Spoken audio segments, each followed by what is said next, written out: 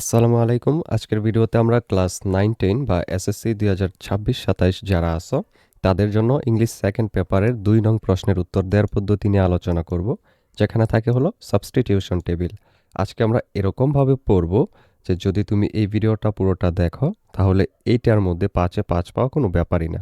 দেখো, প্রতিটা লাইন যখন আমরা সলভ করব এর নিচে কিন্তু কারণ সহ তোমাদেরকে দেখাবো কেন ওই লাইনটাই এখানে হলো।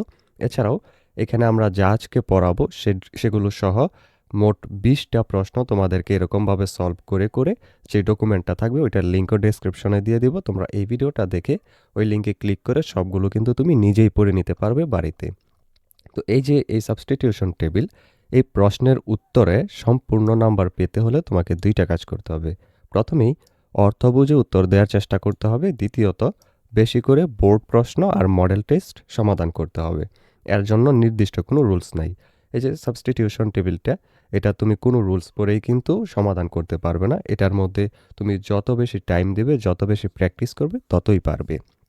আর 1 নং প্রশ্নের উত্তর দেওয়ার পদ্ধতি নিয়ে আমরা যে ভিডিওটা বানিয়েছিলাম, যেখানে আমরা আর্টিকেল, প্রেপোজিশন, ডিটারমাইনার নিয়ে আলোচনা করেছি, সেগুলো যদি তোমরা দেখে নাও আগের ভিডিওটা, তাহলে অনেক ভালো করতে পারবে এখানে।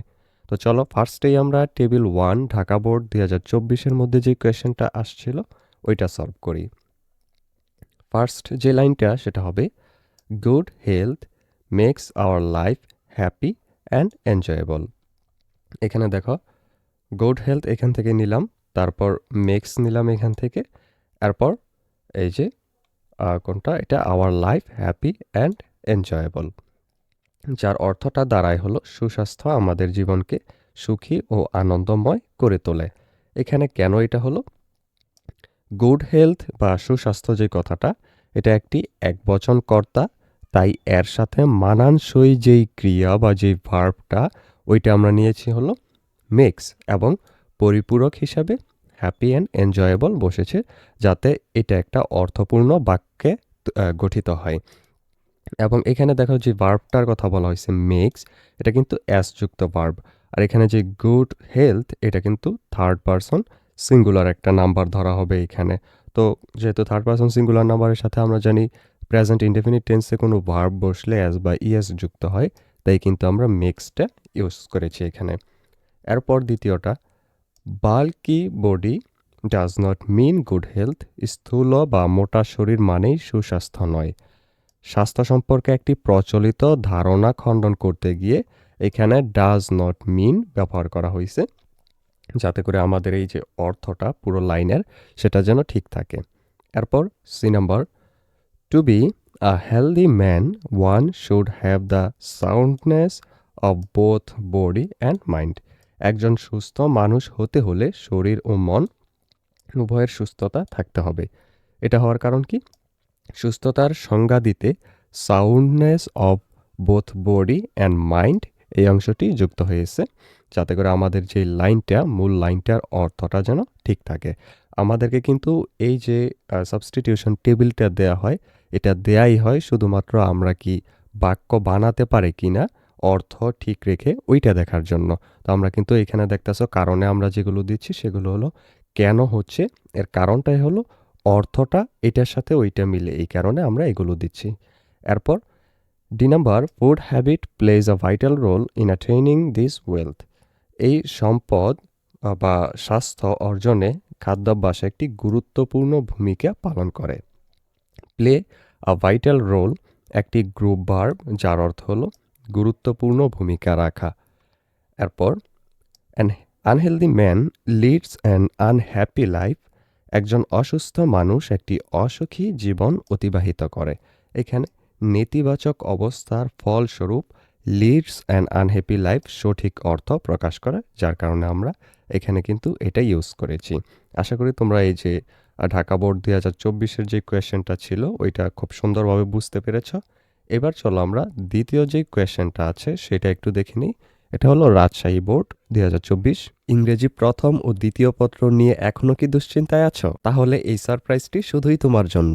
আমি তোমাদের জন্য তৈরি করেছি এসএসসি ইংরেজি A+ গ্যারান্টি ডকুমেন্ট, যেখানে রাইটিং পার্টের এমন শর্টকাট আছে যে মাত্র একটি ফরম্যাট শিখেই তুমি যে কোনো প্যারাগ্রাফ, ইমেল, লেটার বা ডায়ালগ লিখে ফেলতে পারবে। সাথে থাকছে প্রতিটি গ্রামার রুলসের সহজ অর্থ ও উদাহরণ। সবচেয়ে বড় যে আকর্ষণটি সেটি হলো প্রতিটি টপিকের 20টি করে বোর্ড প্রশ্ন সমাধান, যেখানে আমি লাইন বাই লাইন অনুবাদ এবং কেন এই উত্তরটি হলো তার কারণ বুঝিয়ে দিয়েছি। এমনকি ইংরেজি প্রথম পত্রের প্যাসেজের ঠিক কোথা থেকে উত্তরটি হলো তাও মার্ক করে দেওয়া হয়েছে। 999 টাকার এই কোর্স অফার মূল্যে 2 পেপার একসাথে পাচ্ছ মাত্র 399 টাকায়। খেয়াল করে দেখো, কোনো স্যারের কাছে 1 মাস প্রাইভেট পড়লেও কমপক্ষে দিতে হবে 1000 টাকা, কিন্তু 1 মাসে তুমি স্যারের কাছে প্রাইভেট পড়ে এত মানুষের মাঝে কিছুই শিখতে পারবে না। কিন্তু আমার এই ডকুমেন্টটি মাত্র 399 টাকায় কিনলে ইংরেজির উভয় পত্রেই পাচ্ছ A+ গ্যারান্টি। তাই আর দেরি না করে এখনই স্ক্রিনে দেওয়া নাম্বারে বিকাশ বা নগদে 399 টাকা সেন্ড মানি করে এই নাম্বারেই হোয়াটসঅ্যাপে মেসেজ দাও। সাথে সাথেই তোমাকে ডকুমেন্টের লিঙ্ক দিয়ে দেওয়া হবে। নিশ্চিত A+-এর প্রস্তুতি শুরু হোক আজই। আরও বিস্তারিত জানতে ডেসক্রিপশনে দেওয়া লিঙ্কে ক্লিক করে পুরো ভিডিওটি দেখে নিতে পারো। এবার চলো ভিডিওতে ফেরা যাক। এখানে ফার্স্ট লাইনটাই শুরু হলো গ্লোবাল ওয়ার্মিং দিয়ে বা বৈশ্বিক উষ্ণায়ন নিয়ে। এরপর হবে global warming refers to the increase in the temperature of the globe. Global warming বলতে বিশ্বের তাপমাত্রা বৃদ্ধিকে বোঝায়। দেখবা এই যে টেবিলগুলো তোমাদের থাকবে, এগুলো নির্দিষ্ট কোনো একটা বিষয় নিয়েই আলোচনা করবে। তো ওই টপিকটাকে আমরা শুরু থেকে শেষ পর্যন্ত, এমনিতেও তো জানি বাংলায় আমরা একটা জিনিস বুঝতে পারি যে একটা ঘটনা কিন্তু ক্রমান্বয়ে আস্তে আস্তে আস্তে আস্তে আগায়। তো এখানেও যেই বিষয়টা নিয়ে আলোচনা করবে ওই টপিকটাও কিন্তু আস্তে আস্তে আগাবে। যেমন প্রথমে ওইটার সংজ্ঞা বলা হবে, তারপর ওইটা আস্তে আস্তে আগাবে। আমরা ওইটাকে খেয়াল রেখেই কিন্তু এগুলো সলভ করব। তো প্রথমে এইখানে যখন গ্লোবাল ওয়ার্মিং নিয়ে আলোচনা করা হচ্ছে, তখন গ্লোবাল ওয়ার্মিং জিনিসটা যে কি ওইটা কিন্তু আমরা এখানে আগে দিচ্ছি যে রিফার্স টু মানে হলো বোঝায়। তো এখানে গ্লোবাল ওয়ার্মিং বলতে বিশ্বের তাপমাত্রা বৃদ্ধিকে বোঝায়। কারণ হলো এটি গ্লোবাল ওয়ার্মিংয়ের একটি সংজ্ঞা, এই কারণে এই সংজ্ঞাটাকেই আমরা আগে দিলাম। এরপর দ্বিতীয়টা হলো irresponsible activities of human beings are mainly responsible for it. মানুষের দায়িত্বজ্ঞানহীন কর্মকাণ্ডই এর জন্য প্রধানত দায়ী। এখানে এই লাইনটা ইউজ করার কারণ কি? কারণ তাপমাত্রা বৃদ্ধির কারণ হিসেবে মানুষের যেই কর্মকাণ্ড, ওই কর্মকাণ্ডটাকেই কিন্তু প্রথমে যেই একটা সংজ্ঞাটা দেওয়ার পরেই যেই কারণটা, ওই জিনিসটা আগে দায়ী করে যেই জিনিসটাকে, যেই কর্মকাণ্ডটাকে, ওই দায়ী করা কর্মকাণ্ডটাকেই আমরা কিন্তু এর পরেই রাখতেছি। এরপর C number, sea level is rising due to global warming. Global ওয়ার্মিংয়ের কারণে সমুদ্রপৃষ্ঠের উচ্চতা বাড়ছে। এখানে এটা ইউজ করার কারণ তাপমাত্রা বৃদ্ধির সরাসরি যে ফলাফলটা, ওইটা হলো সমুদ্রপৃষ্ঠের উচ্চতা বৃদ্ধি। দেখো কি সুন্দরভাবে একটা ঘটনা কিন্তু ক্রমান্বয়ে আগাচ্ছে। এরপর D number, as a result the coastal areas are going to be vulnerable. এর ফলে উপকূলীয় এলাকাগুলি ঝুঁকির মুখে পড়তে যাচ্ছে। এখানে সমুদ্রের উচ্চতা বাড়লে উপকূলীয় এলাকা ক্ষতিগ্রস্ত হয় বা অরক্ষিত হয়, ওইটা কিন্তু এখানে বোঝানো হয়েছে। দেখো কি সুন্দরভাবে ঘটনাটা আসছে। প্রথমেই আমরা একটা সংজ্ঞা দিয়েছি, এরপর এইটার জন্য দায়ী কারা, যারা দায়ী, যে কর্মকাণ্ডগুলো যারা করে ওইটাকে কিন্তু এখানে দায়ী করছি। এরপরেই কিন্তু এর ফলে যে কি হয়, কারণটাই আমরা এখানে দেওয়ার পরেই এর কারণে যে কি হয়, ফলাফলটা কি হয়, ওইটা দিয়েছি যে সমুদ্রপৃষ্ঠের উচ্চতা বাড়ে।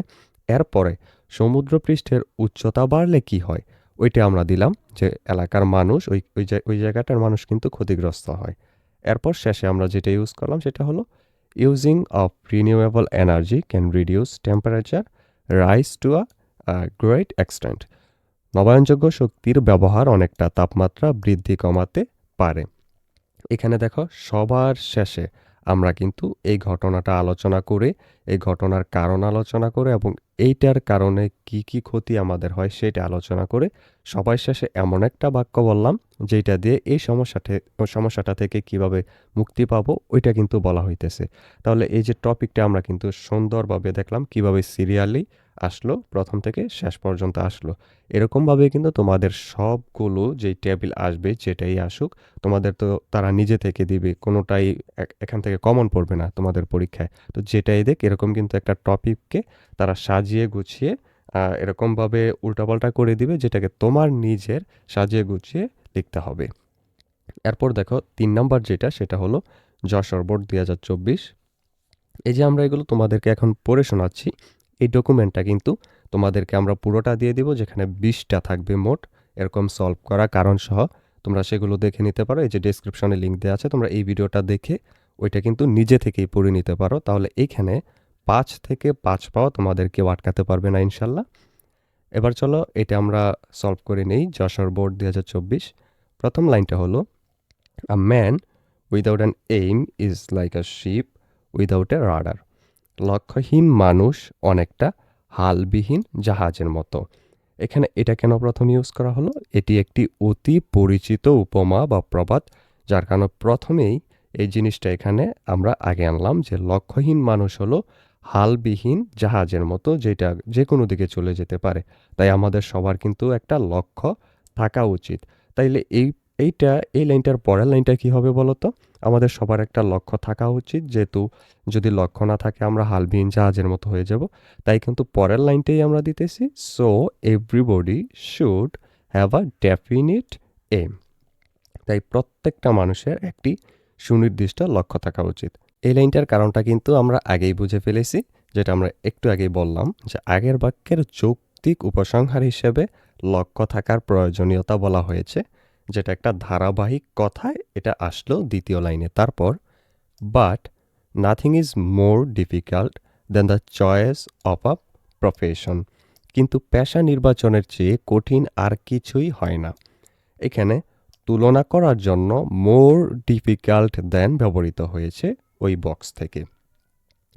এরপর ডি নাম্বারে দেখো, because there are many paths and courses open to all.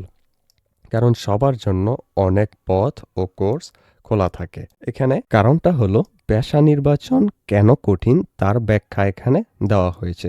যেহেতু এর আগের লাইনটাতেই আমরা এই যে পেশা নির্বাচন করাটা কঠিন বলেছি, সেজন্যই কিন্তু পরের লাইনটাতে আমাদের আসবে কেন এই পেশা নির্বাচন করাটা কঠিন সেই লাইন।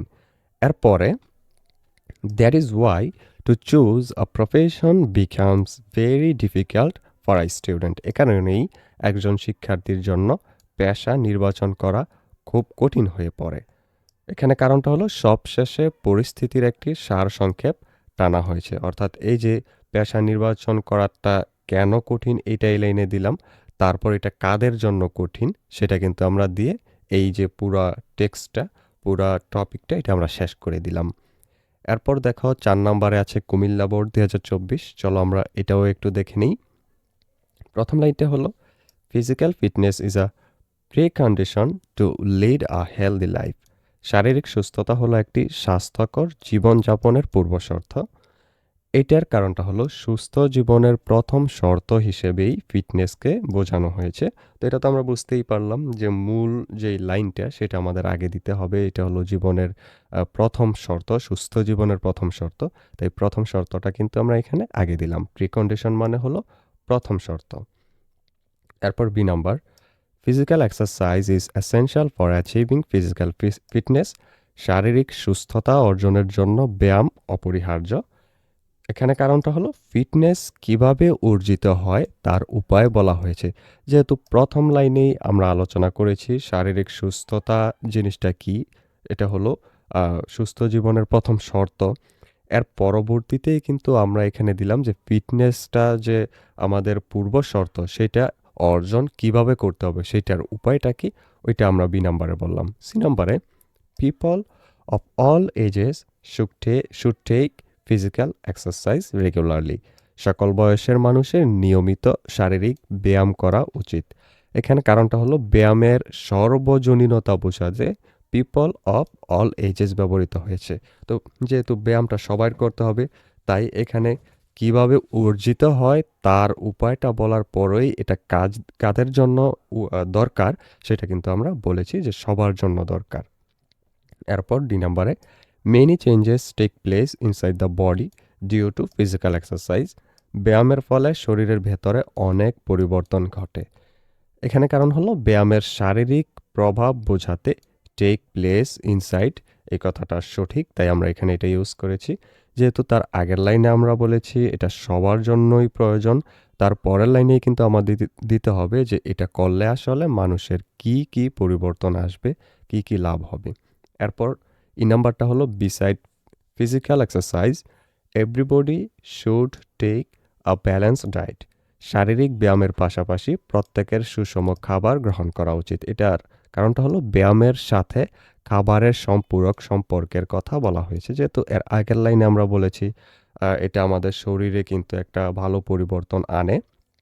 এরপরেই কিন্তু আমাদেরকে এইটা করলে আমাদের এটার সাথে আরও কি কি নিতে হবে সেটা বলা দরকার। তাই কিন্তু আমরা শেষে এটার পাশাপাশি ফিজিক্যাল এক্সারসাইজের পাশাপাশি খাবার নিতে হবে ভালো, সেই কথাটা বলে এটা টেক্সটটা শেষ করে দিলাম। পুরো টপিকটাই এখানে কিন্তু ফিনিশ হয়ে গেল। এরকমভাবে দেখো তোমাদের জন্য আমরা টেবিল 5 চট্টগ্রাম বোর্ড 2024, এরপর টেবিল 6 মধ্যে আছে ঢাকা বোর্ড 2020, এরকমভাবে মোট 20টা প্রশ্ন দেখো। এই যে এত প্রশ্ন, মোট 20টা প্রশ্ন কিন্তু আমরা দিয়েছি। সর্বশেষে আছে হলো 20 নম্বরের যশোর বোর্ড 2020, আবার 2018 সালেও সকল বোর্ডে এটা এসেছিল। তোমরা যদি এই 20টা শুধুমাত্র প্র্যাকটিস করো, এই যে এরকম কারণ সহই দিয়েছি সবগুলো, তাহলে কিন্তু তোমাদেরকে এখানে 5-এ 5 পাওয়া কেউ আটকাতে পারবে না ইনশাল্লাহ। তো পরবর্তী ভিডিওতে আমরা তোমাদের 3 নম্বরে যে প্রশ্নটা আছে রাইট ফর্ম অফ ভার্ব, ওইটা নিয়ে আলোচনা করব। সেই ভিডিওটা পেতে হলে অবশ্যই চ্যানেলটিকে সাবস্ক্রাইব করে রেখো।